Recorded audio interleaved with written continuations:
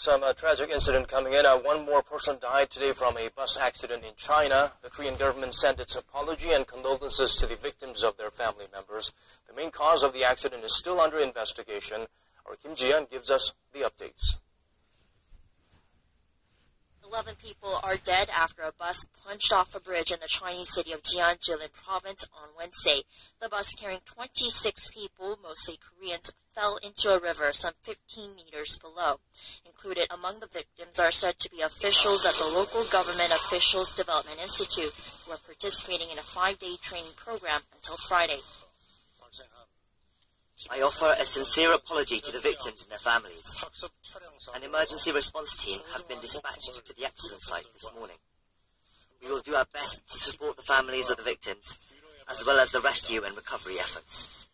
The Korean government says it will provide expenses and airplane tickets to 2 family members of each of the victims. China's foreign ministry also sent its condolences to the victims and their family members and says it has been in close communication with the Korean embassy in Beijing to jointly deal with follow-up measures. Local authorities in China are still investigating the main cause of the accident and the extent of damages. Local media outlets in China have pointed to the fault of the driver, citing that around 95 people have died in traffic accidents last year in China, mainly due to driver error. Meanwhile, media outlets in Korea pointed to a slow rescue operation, saying it took more than an hour for the rescue team to arrive at the site. Kim Ji-yeon, Arirang News.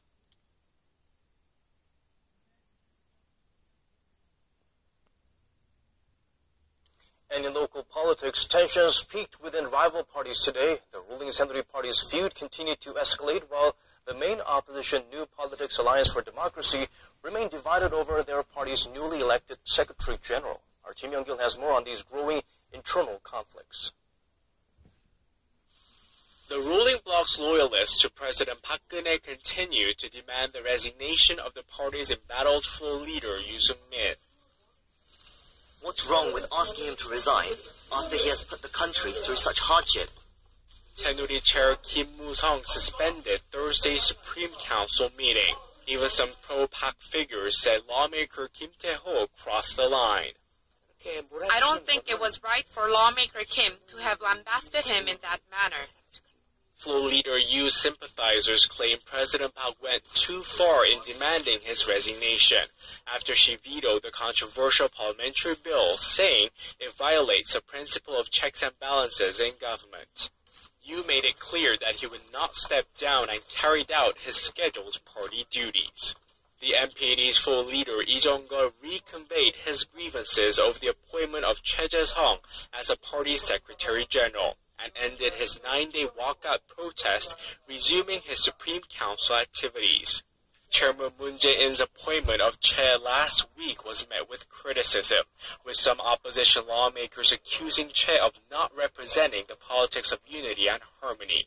Choi is believed to be part of a faction linked with former President Roh Moo-hyun. He'll be tasked with preparing for next year's general elections and selecting candidate nominations. Critics like Lee Jong-geol say the appointment is a signal that Moon Jae-in's faction will continue to dominate the party. Amid the political disarray, the two parties, however, did agree to open the House Steering Committee meeting on Friday to set dates for future parliamentary business, including auditing government offices, settling accounts, and budget proposals. Kim Young-gil.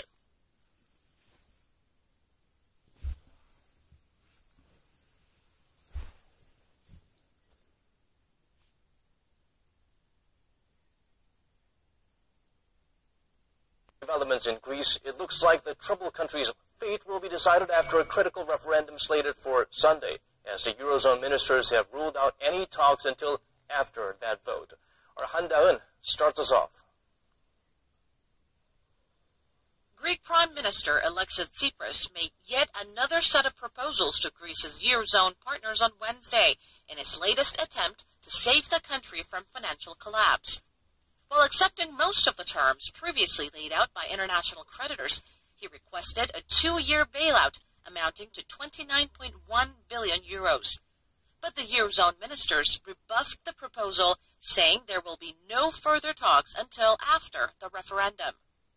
Greeks will vote yes or no on the current bailout terms on Sunday, which experts say will decide the fate of the country's membership in the Eurozone. According to a survey published by a local newspaper on Wednesday, 54% of Greeks said they will vote no. Greece's socialist government has been urging Greeks to vote no, but it wants more talks so Athens can stay in the Eurozone. We are prepared to accept even strict measures as long as the framework in which they are contained are sustainable, so Greece can grow and Brexit disappears. Meanwhile, IMF chief Christine Lagarde says she wants to see Greece take deliberate moves toward reforms before providing it with debt relief. Her remarks came after Athens technically defaulted on its €1.5 billion debt to the agency. Handan, Arirang News.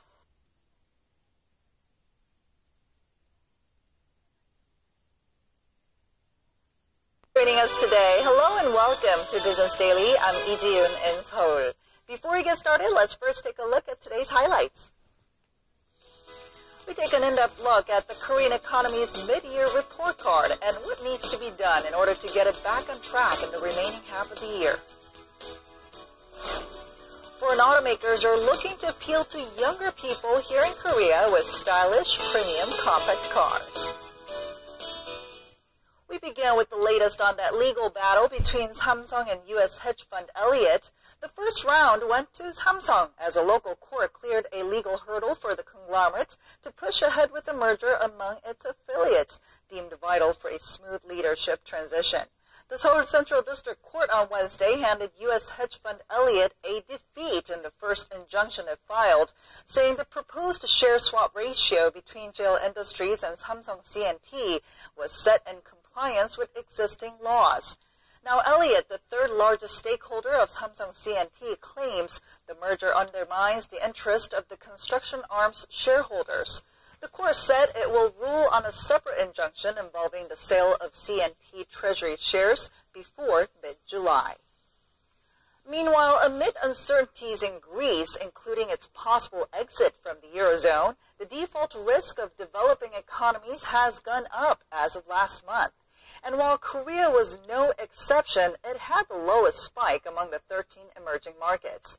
According to financial information provider Market, Korea's credit default swap, or CDS premium, for foreign exchange stabilization bonds with a 5-year maturity was at 51.4 basis points. That marks an on-month rise of 7.6%, though on-year, Seoul's default risk actually fell by 4.3%. We've been seeing the number of small cars here on the roads of Korea rising gradually over the years, but the popularity of compact cars was mainly confined to domestic brands. This is now changing as more foreign automakers are entering the market with more options to choose from. Our Lee Ji-young has the story.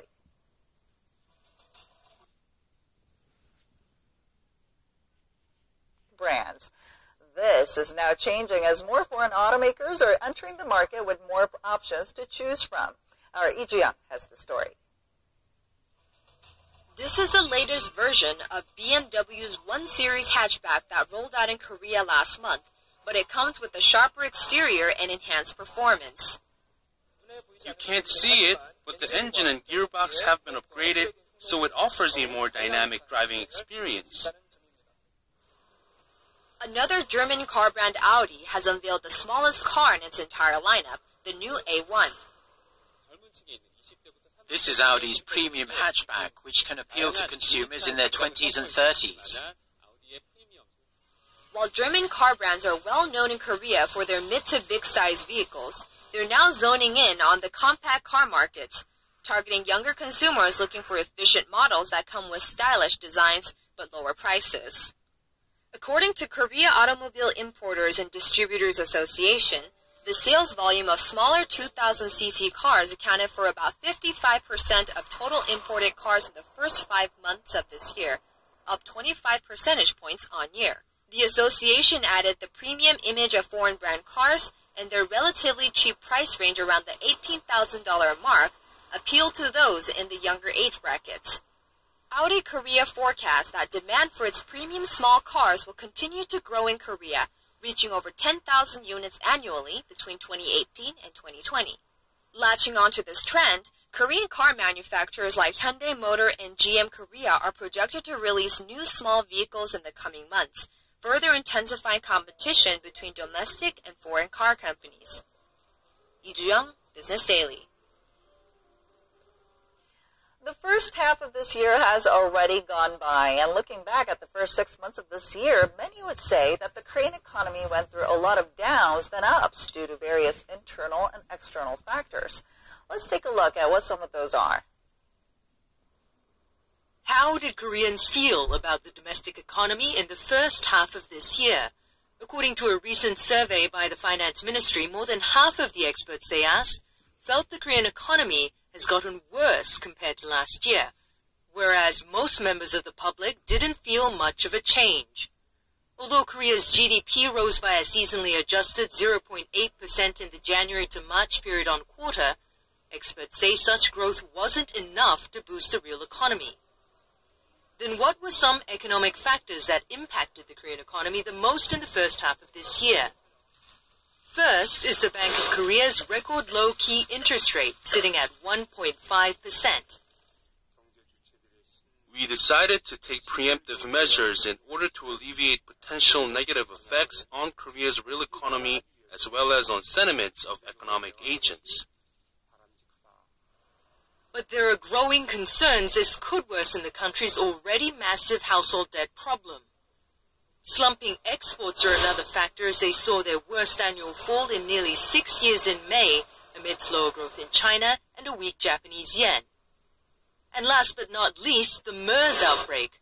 The virus, which has claimed the lives of more than 30 people so far, has led to a scale back in spending and a dip in foreign tourists. Just last week, Korea's finance ministry announced a stimulus package of more than $13 billion, including a supplementary budget. With all these factors, will the Korean economy be able to get back on its feet in the second half of this year? And to tell us more about what we can expect in the second half of this year, we're now joined by Professor Shin Se-don of Seung Women's University. Welcome to the program. Good morning. All right, so the Korean government is saying that the domestic economy is slowly but surely picking up, but people really haven't been feeling the signs of recovery so much. Why so? Well, I think the positive view of the government, the glimmer of recovery, is because they are looking on a relative to other country, because 3% or 3.1% growth is relatively high compared to other country. But the people look at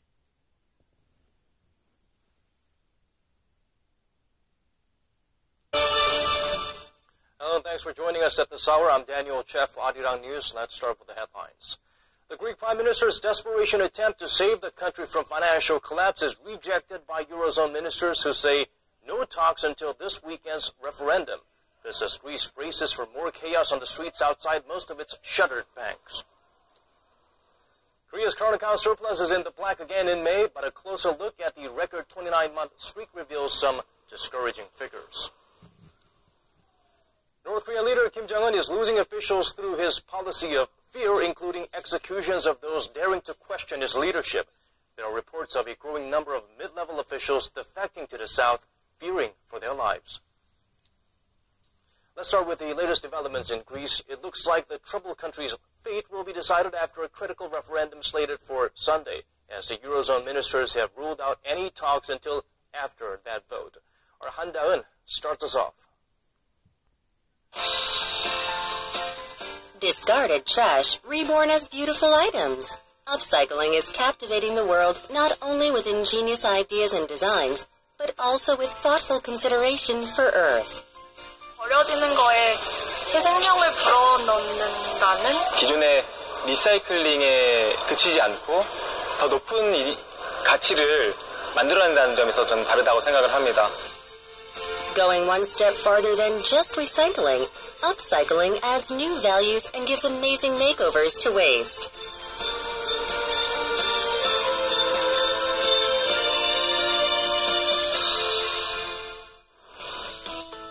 In the middle of summer, 1,600 paper pandas came to Korea. These cute pandas catch the eye, not in a zoo, but in downtown Seoul,